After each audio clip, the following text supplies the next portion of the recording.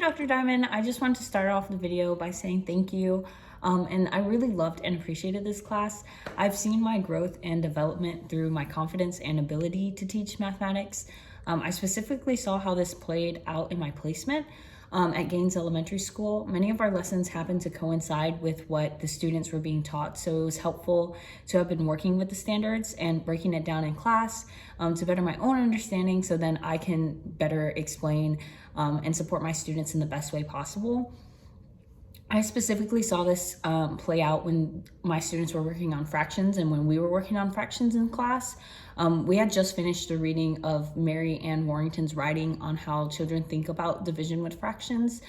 So that article kind of talked about creating rich environments and giving students the opportunity to engage in critical thinking. So I had a student in my class who was kind of struggling with the ideas of improper fractions and mixed numbers and how they can be the same thing.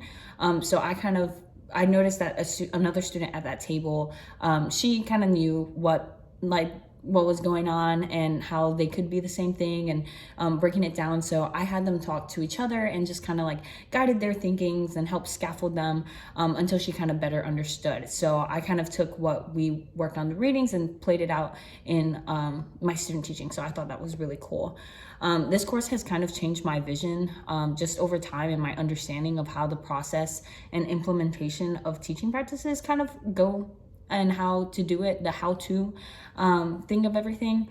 At the beginning of the semester, the Van D. Walls reading of planning a lesson, specifically with the three-phase format, the before, during, after, really helped me and my ability to start the implementation process of a lesson. I can see how I've grown in my lesson plan writing tremendously. I now know the specifics and importance of activating prior knowledge, making sure the problem is understood, establishing clear expectations, noticing the student's mathematical thinking, providing appropriate support, providing worthwhile extensions, promoting a community of learners, listening actively without evaluation, summarizing main ideas, identifying future problems, and then of course reflecting and refining. So another thing that's kind of changed my vision was the importance of providing an opportunity for students to express their understanding of the problem. So providing multiple strategies and different ways that we're presenting the task. We were able to see some of that in that video that you showed us of the first grade classroom working on the measurement standards. The teacher provided many multiple hands-on opportunities, which I thought were great to engage with that standard. So I thought that was great because he kind of honored his students' various ways of understanding and reasoning. And I will choose to honor my students' various ways of reasoning by being mindful of the way that I'm teaching and assessing my students. So I'll be sure to focus on giving the students opportunities to engage with multiple strategies and solutions needed. I will be sure to validate their responses and think about the overall trajectory and arc of the standards that we kind of went over in class. I'll be sure to differentiate my lessons as needed, implement different approaches. So some of the ones that we talked about in class, like open-ended questions, tiered lessons, and parallel tasks. That way I can better group my students and kind of just be aware of their understanding and their level of understanding and how to best support them. I really loved the practices too that we've done in our class. I loved how our practices and routines really created a positive classroom culture this semester.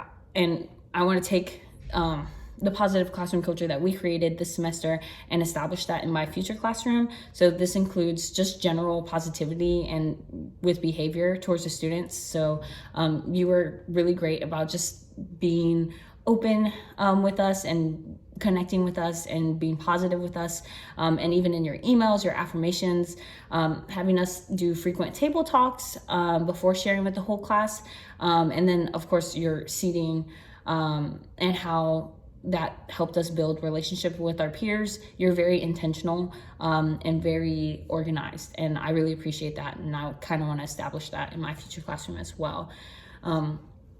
So I'll take those practices that we were taught and that you just did, that we picked up on, into consideration and start each day with happiness pictures.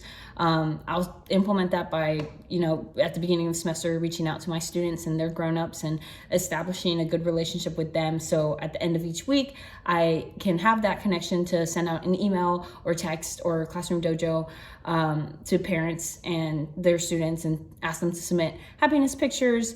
And even in that contact, that engagement, I'll ask them to, I'll send affirmations about the student being positive and doing those positive reflections about the student.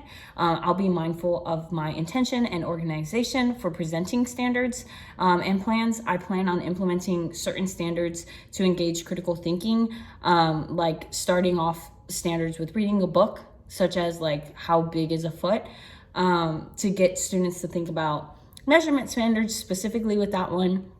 I really like how you presented that book with us. It just created a good topic of conversation and the need to have standardized units. So I'll just be sure to implement more books into mathematics and spark their initial engagement and thinking. This class was so great to be a part of, and I'm really glad that you are our professor this semester, and I've loved every minute of it. Thank you, Dr. Diamond. Have a great rest of the year.